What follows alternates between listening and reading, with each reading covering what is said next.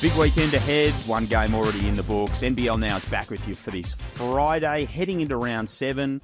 As we said, there's already one game taken care of. Melbourne beating Sydney last night. Joel Peterson with you. Damon Lowery is with me. Morning to you, Damon. JP, Feliz Viernes. That's happy Friday. I knew Feliz. I had that covered. It's always the second word with you. I tell you every time, it's always the second word that trips me up. But muchos gracias and all that. Let's roll into a bit of NBL Now this morning. You were at John Cain Arena last night. We've got plenty of to talk about as we head into a busy round 7. You were there last night, Melbourne and Sydney. It's always a blockbuster when these two get together. It was a great game in the end, 87-83 United. Delhi has 16-5. Jack White comes up big down the stretch. A bounce-back game from Cam Oliver. What did you make of it all? Man, it was good theater. Like, it was obviously the Sydney Kings was coming in on a losing streak. The Melbourne United are coming in on a bit of a winning streak. You got Shea Illy over there on baby watch duties in case the phone rings. He's got to do the mad dash to the hospital, and all the best to his family. You had marquee matchups. You had the Jack White, Xavier Cooks. You know, you had the Bull Quall, CG43. It was just, and the game panned out just like I thought it would. It was playoff atmosphere, and both teams just slugging it out. Jack White, couple of big threes down the stretch. Not the biggest night, but 14 and 11, again, another really good performance. He's looking like he could play himself into MVP contention. Are you quite there yet? JP, I'm not quite there yet. And you know what? And Jack White is really channeling his inner Walter White and breaking kind of bad. Kind of bad, Joe. He's timely. Like, he makes timely shots. Like, he'll go the whole 2 or 3 quarters, then he'll go 3-ball. Couple of defensive breakdowns by the Kings, which let him get those threes, but he's not hesitating, which is what I like. And we already know what he can do on the glass. Every time he hits the floor, he's in the top 2 best athletes on the floor at any given time. But as far as MVP, Joe, I don't know about what you like in your MVPs, but I want to need my MVP to average more than 14 points. Now, he's getting 14, 11 rebounds, 1 assist on the second best team in the league. That's not for he's MVP of the United, but not MVP of the league. Not yet anyway. And I think he needs to bump those numbers up if he wants that kind of accolade. Yeah, agree. He's certainly in the All-NBL conversation. There's no doubt about that. But I think the MVP conversation, just at his numbers at the moment, is probably a little bit of a stretch. But the way he's trending, they're moving up. If he can keep shooting that 3-ball the way he is, I think he'll probably end up around the mark. The Sydney Kings were a big talking point coming into the week. A lot made of their rotation, a lot made of their personnel, the whole Cam Oliver thing. Brian Goorjian really narrowed that rotation down last night. We didn't see Sean Bruce. We didn't see Kalilea Pepe. What did you make of his changes and how they worked for the Kings? I thought they were great. First of all, you got to acknowledge the fact that Jalen Adams played. And when Jalen Adams, when he plays, man, that team is way different. He just can do whatever he wants on the – it didn't even look like to me he had any time off. His pick-and-roll play is exquisite. So that already made Cam Oliver's life much easier. It makes everybody's life easier. So Goorjian still got a lot of weapons, right? He can go Tui, Cooks, Oliver, 3 6'8".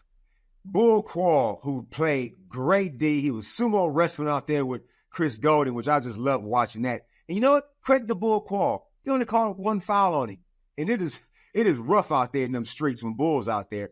But I like the fact that Brian narrowed his bench. Jalen Galloway, remember him? He got some run, but looked like he injured his shoulder again, which is, I don't know how severe that's going to be. But I liked it, though, because you got to just pick your 7 or 8, and then you got to raffle off those other spots based on who's playing well. Yeah, the Galloway thing will be an interesting watch. NBL.com.au, the NBL app, for all the latest news and updates on that. And then you've got the Cam Oliver piece of it, where he was challenged during the week a number of times. There was a lot of people saying, he needed to lift his game. Last night he did. Seemed like the coach might have said that to him as well. He had 18 and 16, and he was terrific. Yeah, Cam Oliver is being watched by our resident body language expert, Derek Rucker, and Cam came out and delivered. Now, again, he got spoon-fed some real nice ones. Isaiah Liafa found him for a couple. Jalen Adams found him. And the way Melbourne United played D, they switched it a lot, and he had some mismatches. So that's what he's capable of. Like, 18 and 16 boards, 15 defensive boards. The guy's a monster. He's an absolute monster. He got tired down the stretch because he hasn't been playing a lot of minutes.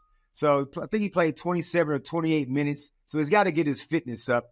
But moving forward, that is how he has to play, and he needs to start every game for the rest of the season.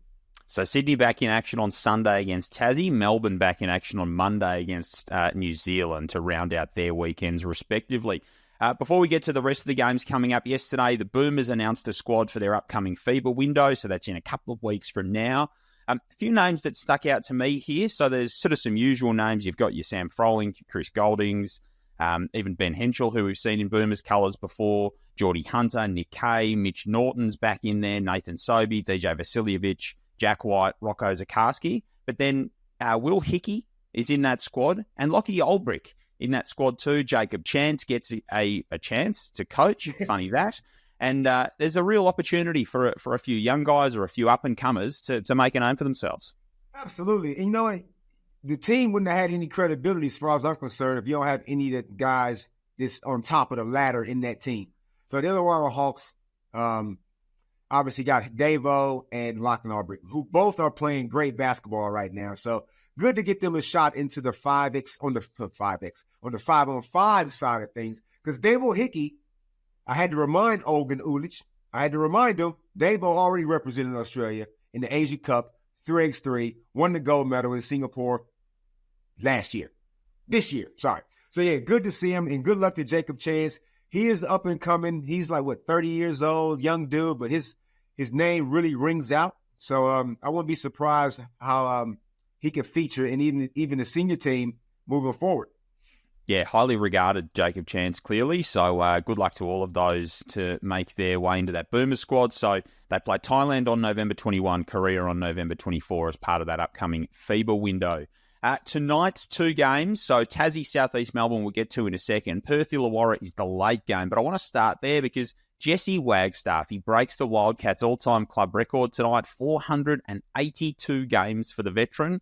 And feels like about 456 of them have been in grand final series along the way. The dude is an absolute stud, brings all kinds of leadership intangibles, and in his prime was a real fixture within that team and a massive contributor to what they're doing. He still is, but it's a remarkable achievement. I think one that it's worth taking some time to celebrate. 100%. Anybody that can survive that long in any sport, that many games played, it's a testament to your professionalism, the way you look after your body, all the intangible, all the mental, physical, and emotional attributes that you need to be able to lace them up every single night. 38 years old, Jesse Kendall James, little Canberra boy, made it to the big stage. He got 5 championships, a silver medal in the Com Games, 3x3. Now, Jesse is one of the best dudes, so anybody that knows him would testify to his character. Just a great dude, a great teammate. Couldn't be happier for him. The other thing he does tonight, just as a funny little aside here, is he goes past John Rillie as well. So John Rillie played 481 games. Ricky Grace played 481 games. Rillie's, of course, not with the Wildcats, but not only does he take the mantle off Ricky Grace, but he takes the mantle off his coach as the most experienced player in that team. So that's a nice little one-up for Jesse. The game itself... Sorry, JP.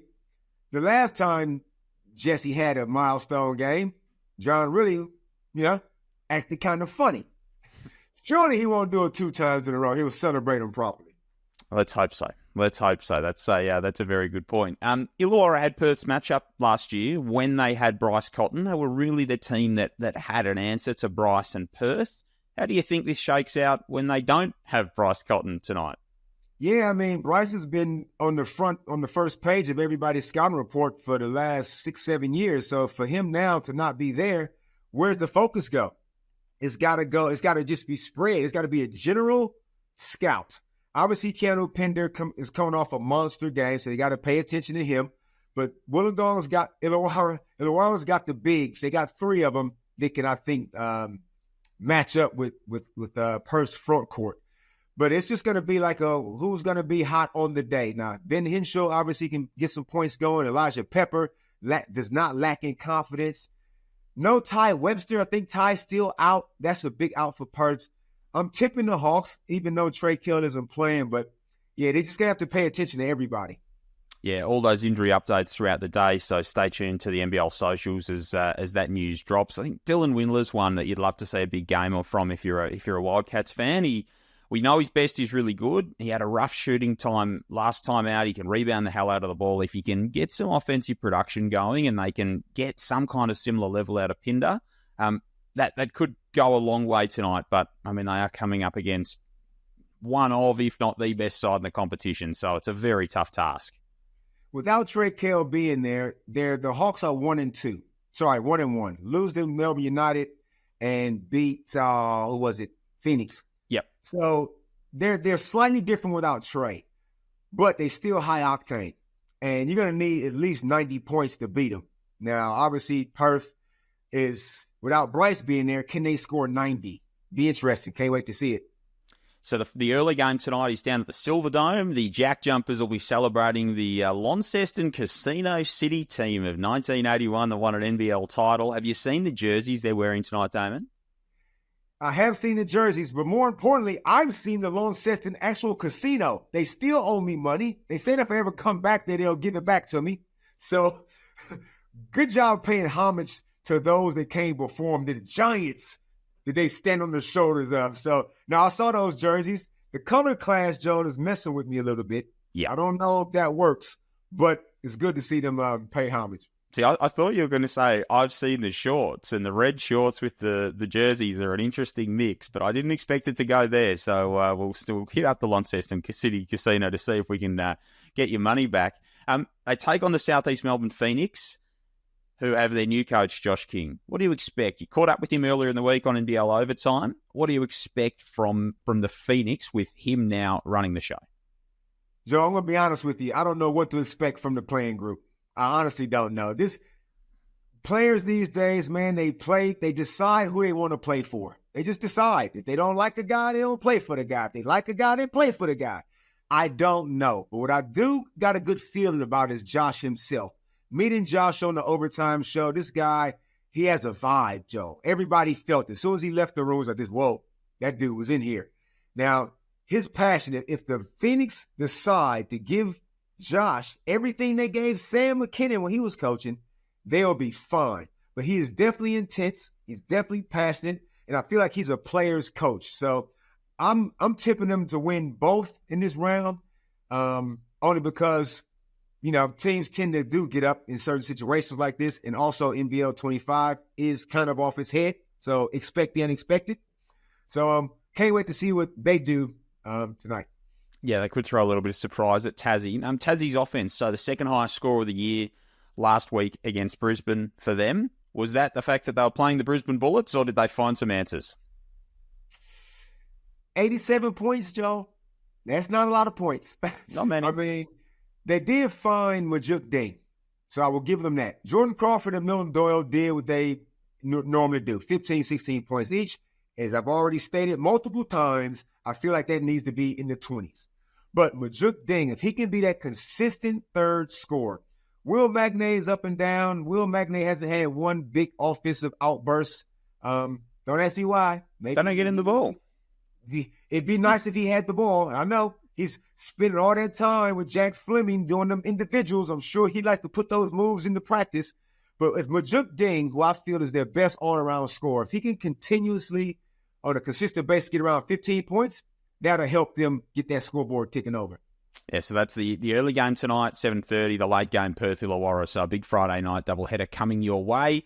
And then tomorrow night, want to skip ahead to Brisbane and Cairns. And just the fact that both of these teams desperately need a win. The Sunshine Staff doesn't really need a lot more motivation baked into it at the best of times.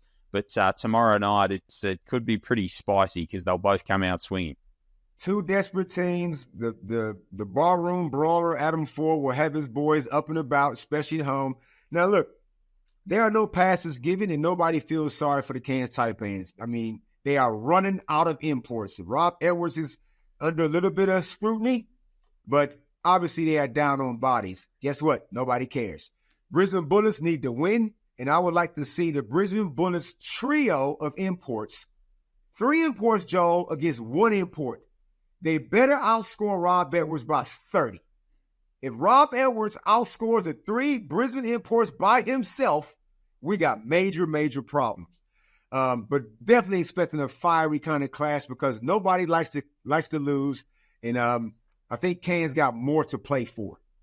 Yeah. And Brisbane, if they lose, then that is a worry given the trouble that Cairns has had over the last little while. Damon, always fun catching up with you. Look forward to seeing you a little bit later on this evening as part of our coverage. Have a great weekend. Do the same, man. Damon Lowery with us on NBL Now. Thanks for your company. The NBL app, nbl.com.au. All you need to know across the course of the week. Live stats, Supercoach scores, everything is there. And, of course, all our coverage continues through until Monday with Melbourne and New Zealand on Cup Eve.